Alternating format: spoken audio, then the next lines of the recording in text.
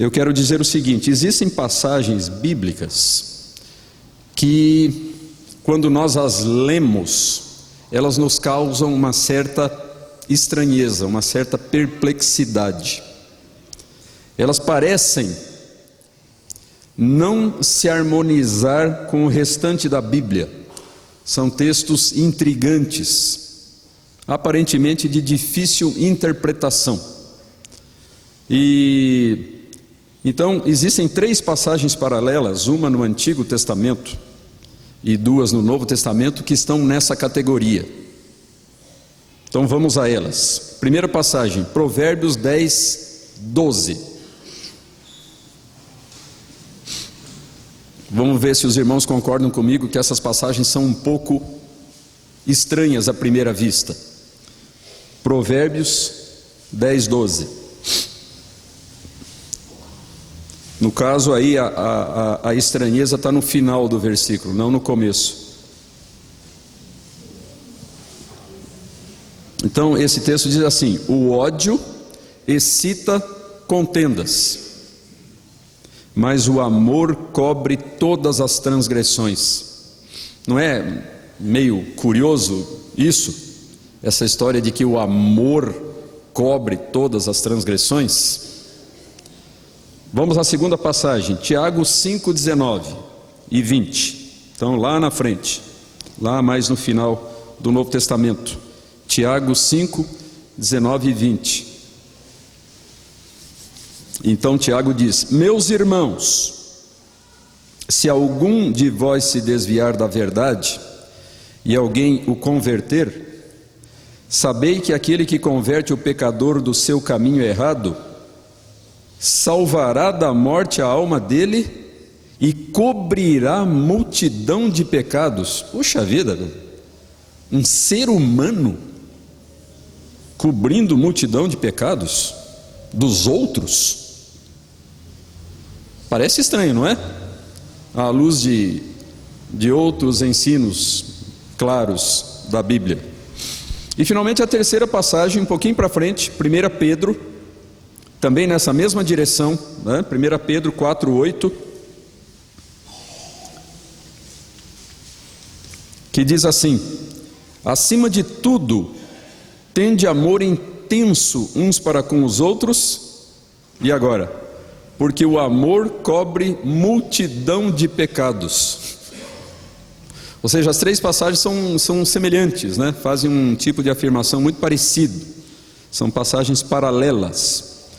Bom, mas qual é o problema com essas passagens, meus irmãos? É o fato de que todas elas parecem ensinar que ações humanas têm o poder de cobrir pecados.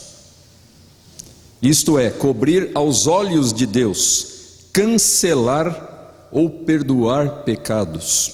Ações humanas teriam essa capacidade de cancelar ou perdoar pecados. Parece que certas ações humanas têm um efeito redentor, como entendem alguns grupos religiosos do nosso país. Existem alguns grupos religiosos do Brasil que defendem exatamente essa tese, para a qual esses textos parecem apontar. E eles até usam esses textos para defender as suas posições. E esses grupos são, por exemplo, os católicos, né? Na teologia católica, as ações humanas boas, positivas, as boas obras, contribuem para a salvação da pessoa. Através da prática das boas obras, as pessoas colaboram para a sua própria salvação. E nós sabemos que existe um outro grupo também muito numeroso, muito expressivo no Brasil, os espíritas, que tem exatamente esse entendimento também. O espiritismo prega a salvação pelas obras, principalmente as obras de caridade, né, de amor ao próximo.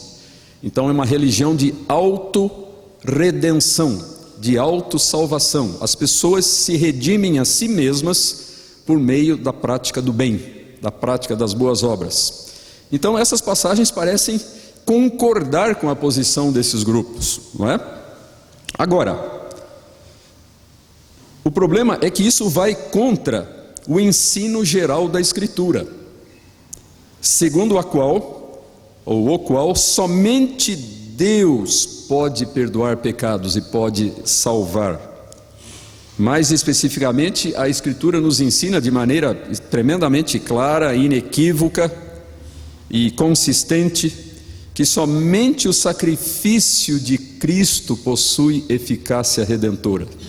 A Escritura não nos deixa em nenhuma dúvida a respeito disso, né? Somente a obra sacrificial de Cristo na cruz tem eficácia, tem poder redentor. Então, como a palavra de Deus não pode se contradizer, nós concluímos que os referidos versículos que nós lemos há pouco devem ser entendidos de outra maneira, ou seja, não no sentido de ensinar a salvação através de ações humanas, não no sentido de ensinar a salvação através de boas obras, mas de outra maneira, para que não haja contradição com um ensino claro de que somente Deus pode salvar, e Ele o faz por meio da obra redentora de seu Filho, Jesus Cristo, sobre a cruz. Então, irmãos, vamos em primeiro lugar refletir um pouco sobre o sentido de cobrir pecados, que é a expressão que está nos 3 versículos. Cobrir pecados. Como é que nós devemos entender essa expressão? Bom, a Bíblia ensina que o ser humano é pecador, transgressor da lei de Deus, e que o seu pecado o separa de Deus e atrai a sua ira. Então esses são ensinos claros e insistentes da palavra de Deus. Somos pecadores, somos por natureza transgressores da lei de Deus. Transgressores em que sentido? Fazendo o que a lei proíbe e não fazendo o que a lei ordena. Ou seja, transgredimos tanto por comissão quanto por omissão, fazendo certas coisas e deixando de fazer outras coisas que Deus requer. E essa transgressão, então, essa desobediência, essa rebeldia, nos separa o ser humano de Deus e atrai sobre si a ira de Deus, o desprazer de Deus em relação ao pecado. Portanto, o homem natural, o ser humano, na sua condição original, ele necessita grandemente de algumas coisas muito importantes, muito valiosas. Ele necessita de perdão e ele necessita de reconciliação com o seu Senhor, com o seu Criador, com o seu Deus. Agora, essa mesma Bíblia que faz esse diagnóstico da condição humana, de separação de Deus, de pecado, de alienação, essa mesma Escritura nos mostra que, em sua graça, Deus mesmo é quem lida, é quem trata do problema do pecado. Ou seja, Ele não nos deixa entregues a nós mesmos para nos virarmos por conta própria em relação a esse problema, mas Deus mesmo é quem lida com o problema do pecado. Ele tem interesse, o nosso Deus, sendo um Deus não só de justiça, mas um Deus de amor e de misericórdia, Ele tem interesse em afastar essa barreira que o separa de suas criaturas. Só que essa barreira não pode ser afastada assim, sem mais nem menos, como se não fosse nada, como se não fosse uma coisa importante. Mas o fato é esse, o pecado precisa ser afastado, cancelado, perdoado. Essa é a mensagem do Evangelho, né? É por isso que o Evangelho é as boas novas, as boas notícias de Deus para os pecadores, né? Porque nos fala dessa possibilidade de remoção dessa barreira que nos separa do nosso Deus. Agora, uma das maneiras pelas quais a Escritura expressa essa verdade é dizer que o pecado precisa ser coberto. Então essa verdade de que falamos há pouco também é colocada nesses termos na Bíblia. O pecado precisa ser coberto. Vejam bem, o pecado não deve ser acobertado, escondido, mas coberto, que é muito diferente biblicamente. Não no sentido então de ser ocultado, escondido, mas retirado da vista de Deus. não mais levado em consideração por Ele, perdoado. Então esse é o sentido bíblico de cobrir pecados. É algo que Deus tira de diante de si, não mais leva em consideração, não mais usa contra nós, mas é algo inteiramente cancelado, esquecido, perdoado. Então, todos nós conhecemos aquelas palavras tão bonitas lá do Salmo 32, verso 1. Bem-aventurado aquele cuja iniquidade é perdoada, cujo pecado é coberto. Então a primeira expressão esclarece a segunda. O que significa ter o pecado coberto? Ter a iniquidade perdoada. São expressões paralelas, expressões sinônimas. O mesmo Salmo, veja que coisa interessante, o mesmo Salmo, um pouco adiante, diz que não somos nós que devemos encobrir o nosso pecado. Essa não é uma tarefa humana, é uma tarefa divina. Diz o versículo: confessei-te o meu pecado e a minha iniquidade não mais ocultei. Ou seja, cobrir os pecados não é ocultar os pecados, fazer de conta que eles não existem, dissimular, disfarçar. Pelo contrário, nós somos sempre exortados a sermos implacavelmente honestos e sinceros diante de Deus no que diz respeito às nossas falhas, aos nossos erros, aos nossos pecados. Confessei-te o meu pecado e a minha iniquidade não mais ocultei. Então é isso, não devemos encobrir os pecados, mas devemos permitir que Deus os cubra, que Deus os cancele, que Deus os perdoe. Isso é algo que somente Deus pode fazer. Nós encontramos a mesma verdade no Salmo 85, no verso 2, onde se diz, e vejam, uma característica da poesia hebraica, que é o caso dos Salmos, é o paralelismo, ou seja, faz-se uma afirmação e depois se repete a mesma ideia com outras palavras. Então a primeira expressão esclarece a segunda ou vice-versa, não é? Então, Salmo 85, 2: perdoaste a iniquidade de teu povo, encobriste os seus pecados todos, não é? Então, a primeira expressão deixa clara a segunda. Encobrir os pecados é perdoar a iniquidade, é a mesma coisa que perdoar. Agora, irmãos, por outro lado, como eu disse há pouco, Deus não perdoa o pecado de qualquer maneira, porque Deus, teoricamente, hipoteticamente, poderia simplesmente dizer: os seres humanos são frágeis mesmo, né? São limitados, então eu não vou levar em conta o pecado deles, eu perdoo de qualquer maneira, né? Não precisa fazer nada, não precisa acontecer nada, eu simplesmente perdoo e fim da história. Mas se Deus fizesse assim, Deus estaria transgredindo um dos seus atributos mais importantes, que é a sua justiça. Existiu lá no início da história da igreja um personagem muito curioso, que viveu no 2º século, chamado Marcion. Ele ficou conhecido como um dos hereges lá do cristianismo antigo, um dos maiores hereges dos primeiros tempos lá da história da igreja. Então, Marcion. À primeira vista, a mensagem de Marcion era maravilhosa. Ele saiu lá por diversos pontos do Império Romano, pregando a mensagem de um Deus de amor. Então, Marcion falava para todo mundo: Deus é um Deus de amor, Deus é um Deus de misericórdia, Deus é um Deus de perdão. Só que havia um pequeno problema com a mensagem do Marcion. Para ele, Deus era só isso, e não um Deus de justiça. Ele dizia: a justiça não é um atributo de Deus, só o amor, a misericórdia e o perdão. E portanto Deus perdoa todo mundo, não só os que creem nele, como os que não creem. No fim, todos irão se salvar. Redenção universal para todo mundo, até para os demônios, até para os espíritos os anjos decaídos, todos irão se salvar. Por quê? Porque Deus não pode agir de outra maneira.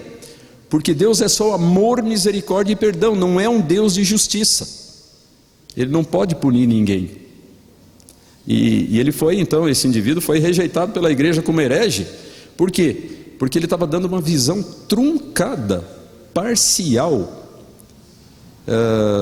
desequilibrada a respeito do ser e dos atributos de Deus. Porque Deus, além de ser um Deus de amor, é também um Deus de justiça. E é por isso que Ele não pode simplesmente perdoar o pecado de qualquer maneira.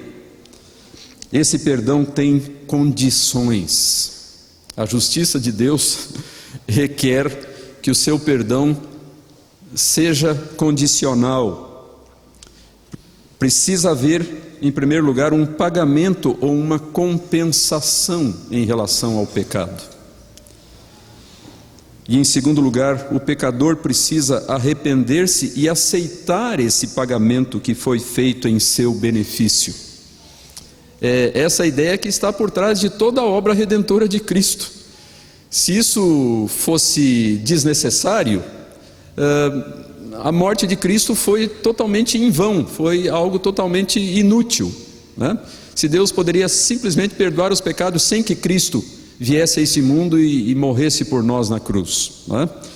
Então, a encarnação e depois a morte de Cristo na cruz, então, são uma evidência de que Deus não perdoa o pecado de qualquer maneira. Foi preciso que o seu Filho se tornasse humano, além de ser divino, e também levasse sobre si na cruz os nossos pecados, para que a nossa salvação pudesse se tornar uma possibilidade real.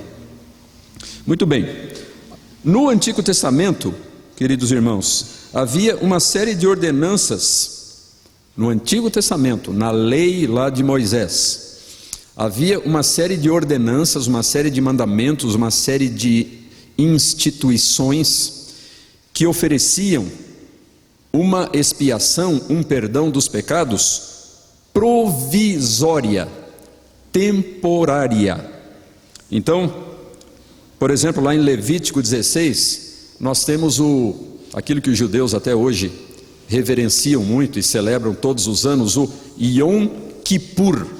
Aqui em Dourados deve haver judeus, né, como tem muitos lá em São Paulo, inclusive lá no bairro onde eu moro, no Higienópolis, existem várias sinagogas, porque tem uma população judaica bastante grande, e então eles têm esse dia muito solene, eles chamam o Dia do Perdão, Yom Kippur.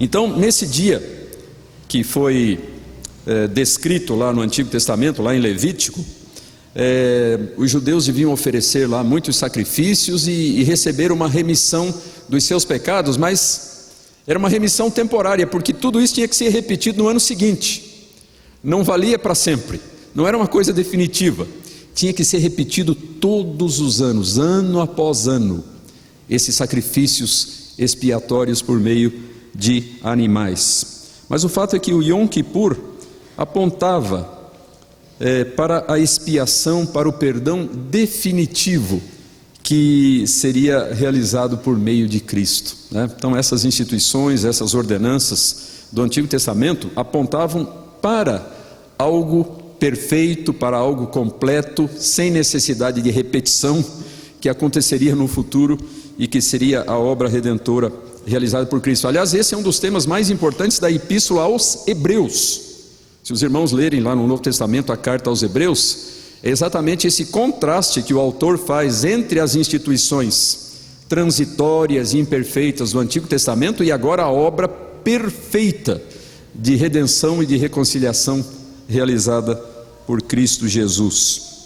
Então, a certa altura, diz essa epístola: ao se cumprirem os tempos, Cristo se manifestou uma vez por todas, ou seja, de maneira completa, definitiva, para aniquilar pelo sacrifício de si mesmo o pecado. Veja que coisa maravilhosa, tão diferente lá do Antigo Testamento, né? Uma outra passagem diz que ele se ofereceu uma vez para sempre, para tirar os pecados de muitos. E nós temos tantas outras passagens que falam a respeito disso, como 1 Pedro 2,24, carregando Ele mesmo em seu corpo, sobre o madeiro, os nossos pecados, pelas suas chagas fostes sarados. Então nós devemos ser tomados, meus irmãos, por um profundo senso de gratidão, de reconhecimento para com Deus, por essa redenção tão maravilhosa, tão rica, tão completa e tão permanente, tão definitiva, que Ele nos deu em Cristo Jesus, o seu amado Filho. Agora, vejam só que coisa interessante. Voltando um pouquinho para aquela expressão hebraica que eu mencionei há pouco, Yom Kippur. Em hebraico, Yom quer dizer dia. Yom, né? Yom, dia. Kippur. Kippur vem do verbo kafar, que quer dizer, olha que interessante, cobrir. Então, literalmente, Yom Kippur significa dia de cobrir os pecados, perdoar. Então, confirmando mais uma vez aquilo que já dissemos aqui, né? Que cobrir na Bíblia tem o sentido de perdoar, de cancelar, de eliminar o pecado de diante da face de Deus. Agora, as passagens que nós lemos no início, aquelas 3, precisam ser harmonizadas com isso. Como é que nós harmonizamos então aquelas passagens que parecem indicar que ações humanas cobrem pecados, com esse ensino bíblico tão claro e tão insistente de que só Deus, por meio de Cristo, pode cobrir pecados? Como é que nós resolvemos essa aparente contradição dentro da Escritura? Então elas não ensinam que ações humanas podem cobrir pecados no sentido de fazer expiação por eles, redimi-los, algo que somente Deus faz por meio de Cristo. Então, irmãos, o que esses textos, afinal de contas, ensinam? E aqui, então, vamos para uma outra parte aqui da nossa reflexão desta manhã. Essas passagens afirmam que certas ações humanas cobrem muitos pecados ou transgressões. Como é que nós devemos entender isso? Então, vamos analisar aí brevemente cada uma dessas passagens em separado. Nossa primeira passagem, que nós vimos lá no início: o ódio excita contendas, mas o amor cobre todas as transgressões. Aqui é o amor humano mesmo, assim como o ódio é uma atitude humana, esse amor aqui também é uma atitude humana, né? Então, irmãos, esse é um dos chamados provérbios antitéticos, ou seja, outra característica da poesia hebraica. Uma delas, o paralelismo. A outra característica, a antítese ou oposição. Ou seja, às vezes na poesia hebraica se repete uma ideia com uma ideia semelhante com outras palavras, mas às vezes se repete o contrário da primeira ideia, se faz um contraste entre duas ideias, é o que nós chamamos uma antítese. Então, este é um exemplo desses provérbios antitéticos, onde a primeira parte do provérbio diz uma coisa e a segunda parte diz o contrário, exatamente o oposto, para mostrar aí um contraste. Assim, então, onde é que está o contraste? Assim como o amor é o oposto do ódio, no nosso versículo aqui, né? Assim como o amor é o oposto do ódio, cobrir todas as transgressões é o contrário de excitar contendas. Então aqui que está a chave para a interpretação desse cobrir todas as transgressões. É o contrário da expressão que vem na primeira parte do provérbio, que é excitar contendas. Ou seja, o ódio torna públicas as faltas, fica sempre pondo em relevo os erros dos outros, fica sempre lembrando as coisas desagradáveis contra nós que os outros fizeram, fica sempre provocando confrontação, remexendo na ferida, não deixando a ferida cicatrizar. Essa é uma atitude caracterizada pelo ódio, muitas vezes, na vida das pessoas, né? Elas ficam sempre lembrando as mesmas coisas, sempre lançando no rosto dos outros as faltas do passado. Enquanto que o amor, quando nós somos movidos não pelo ódio, pelo ressentimento, pelo rancor, pela amargura, mas pelo amor.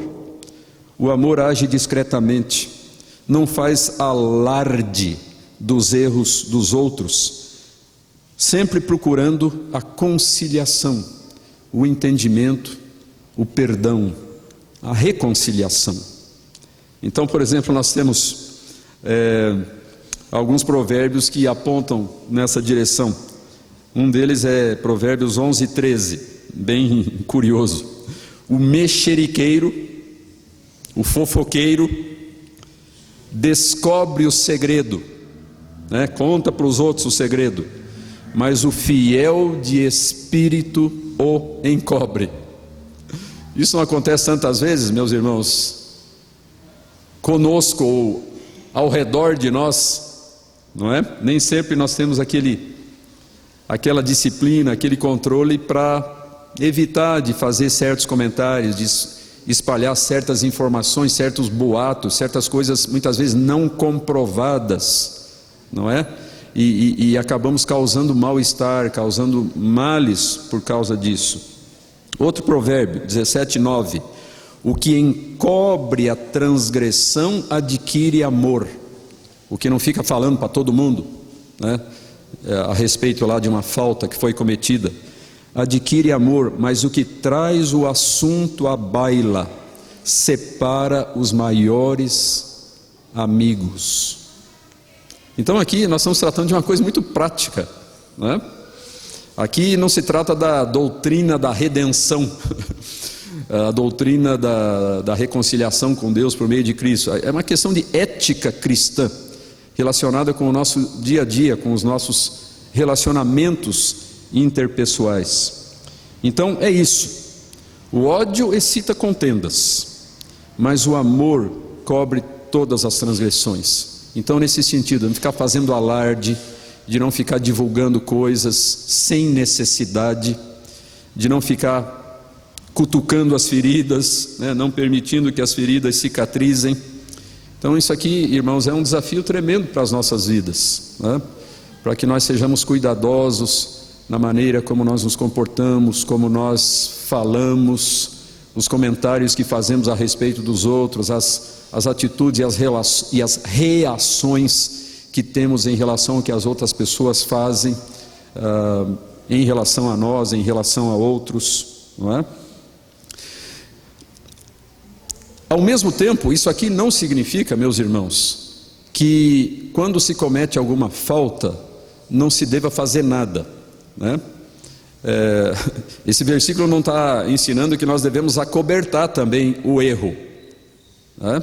Ou não está ensinando que a igreja não deve exercer, quando necessário, a disciplina em relação a certos erros, a certos pecados que são cometidos. Isso é outra história, nós não estamos falando desse aspecto aqui, né? Nós estamos falando simplesmente daquela atitude de não darmos lugar, não darmos vazão nos nossos corações à amargura, ao ressentimento e procurar nos vingar do outro, né?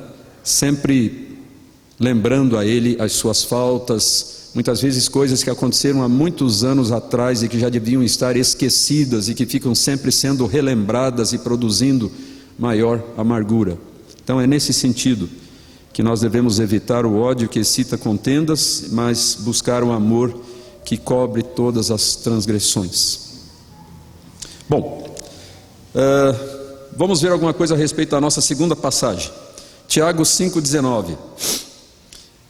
Esses dois versículos são os versículos finais da epístola de Tiago. É assim que termina a carta de Tiago, com essas palavras: meus irmãos, depois de ele ter dito lá um monte de coisa na sua carta, né? Ele conclui a sua carta dizendo: meus irmãos, se algum de vós se desviar da verdade e alguém o converter, ou seja, o reconduzir à verdade, sabei que aquele que converte o pecador do seu caminho errado salvará da morte a alma dele e cobrirá a multidão de pecados.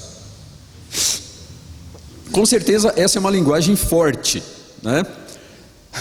dizer que um crente pode salvar da morte a alma de outro crente e cobrir multidão de pecados é forte, se for tomado assim à primeira vista, né? Se for tomada essa expressão isoladamente, sem relacioná-la com o restante da Bíblia. Mas enfim, Tiago está mostrando que os membros da igreja, porque ele diz meus irmãos, os membros da igreja, não só nós os pastores, os membros da igreja devem se preocupar com a situação dos seus irmãos desviados, afastados de Deus e enfraquecidos na fé. Irmãos, isso é responsabilidade de cada um de nós. É um equívoco muito grande achar que certas coisas só compete aos líderes, só compete aos presbíteros, aos pastores, aos diáconos, né? Essa é uma tarefa, é uma responsabilidade que compete a cada um de nós. Se você, meu irmão, minha irmã, se você vir um irmão seu que está desviado, que está enfraquecido na fé, que esfriou-se no seu fervor cristão, no seu relacionamento com Deus, Tiago nos ensina que nós temos uma responsabilidade em relação a esse irmão. Não devemos ficar esperando que outras pessoas façam alguma coisa, mas nós mesmos devemos tomar a iniciativa e procurar ser um instrumento de Deus e uma bênção de Deus na vida daquele irmão que está longe de Deus e que, portanto, está perdendo bênçãos preciosas que Deus tem para a vida dele. Então devemos nos esforçar para reconduzi-los a Deus, sabendo que isso resultará em duas grandes bênçãos. Se nós fizermos esse esforço, né, esse ato de amor, de compaixão, de solidariedade, nos voltarmos para o nosso irmão com uma palavra sábia, uma palavra amiga, de encorajamento, para que ele retorne ao seu primeiro amor e à sua comunhão com o Senhor. Ao fazermos isso, devemos ter a consciência de que duas bênçãos maravilhosas vão resultar desse nosso esforço. Esses irmãos serão salvos da morte, talvez até muitas vezes a própria morte física, ou então a morte no sentido espiritual. E os seus pecados, mesmo que muitos, serão cobertos, serão perdoados por Deus, não por nós, né? Mas nós seremos um instrumento para que os seus pecados, os pecados resultantes desse afastamento, desse esfriamento em relação ao Senhor, sejam perdoados, sejam cancelados e essas pessoas voltem a ter a plena alegria da sua salvação. Todos nós conhecemos aquela passagem em que o apóstolo Pedro, se julgando assim muito generoso, falou para Jesus: Senhor, quantas vezes o meu irmão pecará contra mim que eu lhe perdoe? Até 7 vezes? Ele achou que estava dizendo uma coisa espetacular, né? 7 vezes? Ele pensou que ia receber um tremendo elogio assim da parte de Cristo. Puxa, Pedro, que magnanimidade, né? Que generosidade, você está disposto a perdoar até 7 vezes? É muito mais do que eu esperava. E Jesus falou: olha, Pedro, você está muito pobre, você está muito modesto. Eu não te digo que até 7 vezes, mas 70 vezes 7, ou seja, o perdão contínuo, sem limites. Não devemos impor limites à nossa capacidade de perdoar, assim como Deus também é ilimitado em nos perdoar as nossas transgressões. Agora, no que diz respeito a essa expressão aqui, meus irmãos, existe muita coisa na Bíblia que nós devemos entender figuradamente. A gente não pode entender ao pé da letra, literalmente. Quando essa passagem diz que aquele que converte o pecador do seu caminho errado salvará da morte a alma dele, nós não podemos entender isso literalmente, ou seja, de que nós temos o poder, nós meros seres humanos, pecadores ainda que redimidos pela graça de Cristo, que nós temos o poder de salvar a alma de alguém, né? E aliás, tem uma outra expressão forte um pouco antes: aquele que converte o pecador do seu caminho errado. Literalmente nós não temos o poder nem de converter ninguém, só Deus converte, e nem de salvar da morte a alma de ninguém, porque somente Deus faz isso. Então como que devemos entender isso? Figuradamente, ou seja, Deus quer nos usar como seus instrumentos para fazer essas coisas, mas quem de fato vai fazê-las é Ele, e não nós. Querem ver uma outra passagem do apóstolo Paulo, onde ele usa esse mesmo tipo de linguagem, que nós não devemos entender ao pé da letra? Paulo, escrevendo aos Coríntios, lá a certa altura, disse o seguinte: fiz-me tudo para com todos. Então Paulo diz: eu fiz-me forte com os fortes, fraco com os fracos, né? Fiz-me tudo para com todos, com o fim de, por todos os modos, como é que termina o versículo? Salvar alguns. Paulo diz: eu fiz de tudo, né, para de alguma maneira salvar alguns. Agora, será que Paulo estava reivindicando que ele tinha o poder de salvar os outros? Que Paulo tinha essa capacidade redentora? É claro que não, né? À primeira vista parece ser essa a afirmação, mas se nós levarmos em conta o ensino geral da Bíblia, de que só Deus pode salvar por meio de Cristo, então nós vamos entender isso aqui de outra maneira, né? Quando diz Paulo: eu me esforcei com o fim de por todos os modos salvar alguns, na verdade Paulo está querendo dizer de ser um instrumento nas mãos de Deus para que essas pessoas sejam salvas, né? Não que Paulo mesmo estivesse salvando, porque ele é muito claro em outras passagens em afirmar a absoluta supremacia de Cristo, a absoluta exclusividade de Cristo no que diz respeito à salvação, né?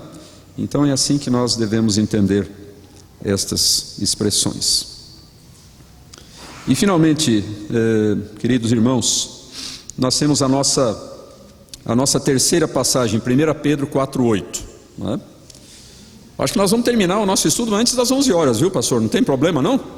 Vocês não vão ficar chateados? Vocês vão ter mais oportunidade aí para comunhão, aí, né? Para se confraternizar. Isso é muito bom. Então vamos à nossa terceira passagem. Acima de tudo, lá em 1 Pedro 4:8, tende amor intenso uns para com os outros, porque o amor cobre multidão de pecados. O apóstolo Pedro certamente tinha em mente aquele texto lá de Provérbios, o primeiro, né? O ódio excita contendas, mas o amor cobre todas as transgressões. Pedro está se referindo àquela passagem lá de Provérbios.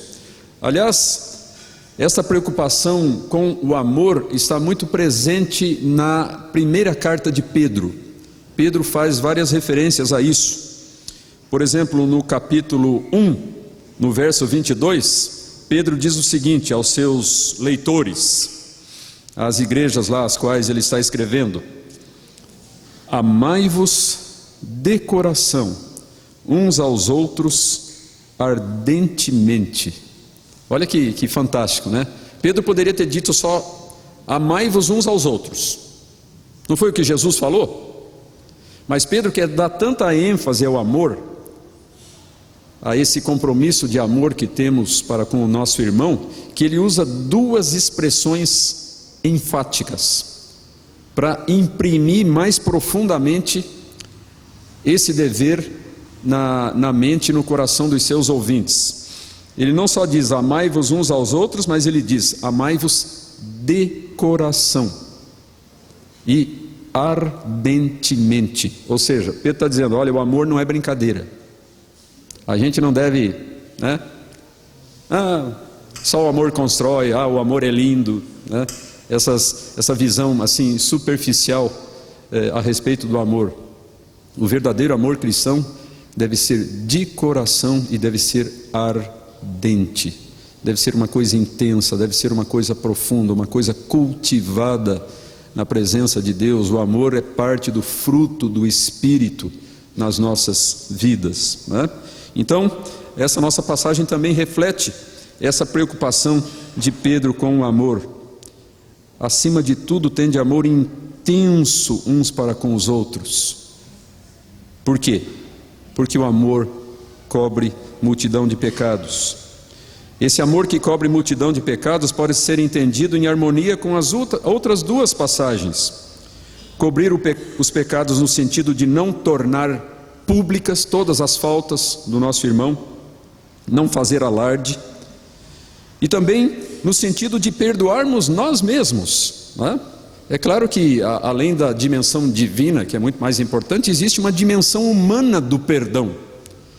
As pessoas não só precisam muitas vezes receber o perdão de Deus, mas o perdão de outras pessoas contra as quais pecaram, contra as quais fizeram o mal. O perdão humano é uma coisa perfeitamente legítima e necessária à luz das Escrituras.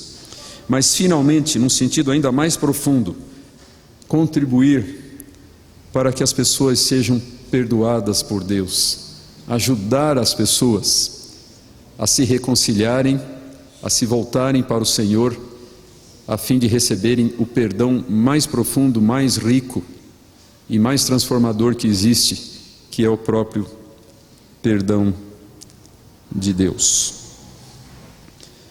Essa foi a experiência, meus irmãos, de muitas pessoas da minha família, né? Voltando aqui a fazer uma pequena referência pessoal, né, e familiar. Como os irmãos devem saber, a cultura aqui do sul de Mato Grosso no início do século XX não era das mais positivas, né? Era uma cultura marcada por muita violência, por muita agressividade. As pessoas resolviam as suas diferenças não na justiça, mas no cano do revólver, né? Então existem muitas histórias envolvendo os meus parentes, de brigas, de assassinatos, de crimes, inclusive entre famílias, né? Família Matos e outras famílias que residiam e residem, né? Cujos descendentes residem aqui em Dourados até hoje. E certamente o meu pai estava se encaminhando para essa direção. Se não fosse o Evangelho, talvez meu pai não tivesse vivido por muito tempo, porque ele, quando bem jovem, já andava armado, né? E já fazia parte dessa cultura de agressividade, dessa região de fronteira, essa região pioneira, né, de muitos anos atrás. Então aqui nós vemos uma bela ilustração desse ensino bíblico, né, de como o amor e o perdão cobriu transgressões no sentido de perdoar transgressões e de evitar que muitas transgressões fossem cometidas, né?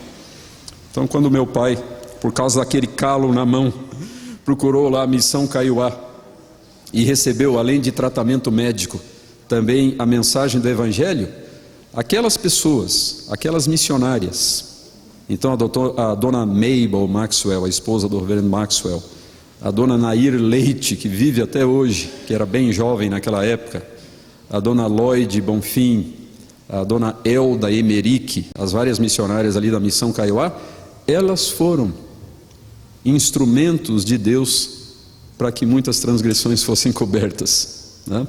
Não só na vida do meu pai, mas na vida de tantas outras pessoas da família, o reverendo Marcelino, depois o seu irmão Nerino, que também se tornou pastor, e tantas pessoas, e na verdade os seus descendentes até hoje, que têm sido abençoados pelo Evangelho. Enfim, imaginem quantos pecados foram perdoados e quantos pecados deixaram de ser cometidos por causa da fidelidade daqueles irmãos lá do passado, e principalmente daquelas obreiras dedicadas, amorosas da Missão Kaiowá. Então a nossa família é sempre imensamente grata ao Senhor, porque o Evangelho alcançou os nossos antepassados, né? E tem sido uma bênção na vida da família já por tantas e tantas gerações. O nosso catecismo de Westminster, na sua pergunta e resposta 144, diz: quais são os deveres exigidos no 9º mandamento? Então, o 9º mandamento diz, né, que nós não devemos atentar contra a reputação do nosso próximo. Então a resposta diz assim: os deveres exigidos no 9º mandamento são conservar e promover a verdade entre os homens e a boa reputação, o bom nome do nosso próximo. Estimar de modo misericordioso os nossos semelhantes. Amar, desejar e nos regozijar pela boa reputação deles. Entristecer-nos, olha a expressão que é usada aqui, e que está lá nos nossos versículos. Entristecer-nos pelas suas fraquezas e encobri-las. Entristecer-nos pelas fraquezas do nosso próximo, do nosso irmão, e encobri-las. Encobrir não no sentido de ocultar, de esconder, de dissimular, mas de não fazer alarde, de não ficar martelando sempre nas mesmas coisas, de perdoar. Mostrar franco reconhecimento dos seus dons e graças, defender a inocência deles, quando for legítimo, não é? Receber prontamente boas informações a respeito deles e rejeitar as que são maldizentes.